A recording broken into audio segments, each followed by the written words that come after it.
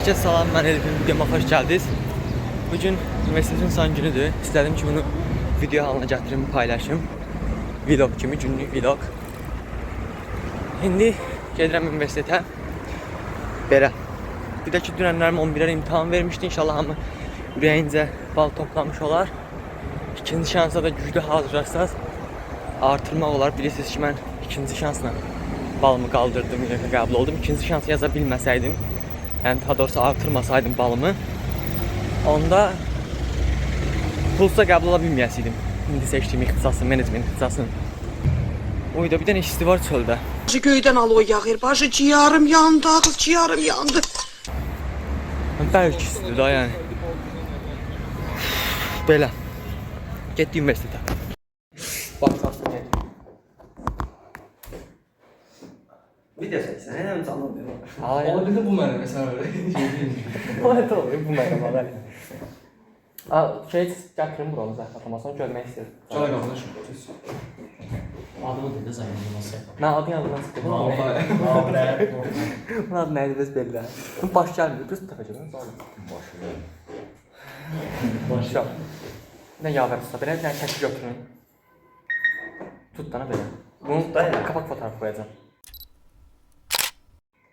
Söz zor. Ayda salacağım orada, başa koyacağım.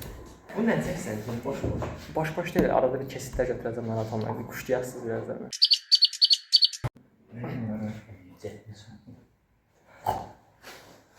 Ne bileyim valla. Niyə? 10 dənə eseri şey eləyəcəm. Stiker düzəltəcəm bir şey. Oxumaq lazım. Hardan bilsən? Bilirəm, mövzunun ne olduğunu bilirəm. Hardan bilirsən ki, o Mövzunu bilirəm olduğunu. Çünki azman danışıram. Ay, bu yalanlar bastırma. Sən nə alsan bunu? Məsələn, sən eksistensiyanın nədir? Mən niyə onu bilmək istəyirəm? Absurdizm nədir? Yox, niyə? Gəl bura. Biz ona nə danışırıq?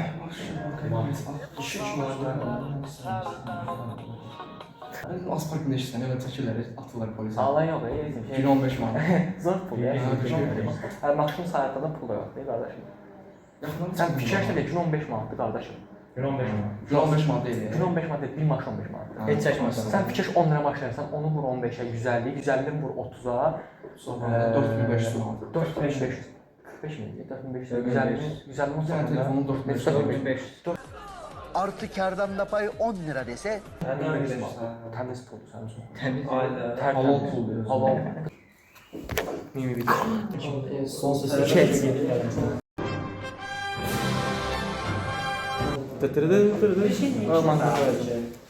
Hayır.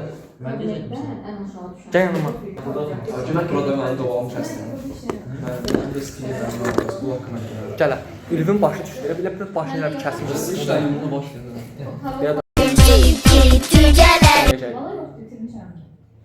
Valla evden yalnız çocuklar, ama sakallar.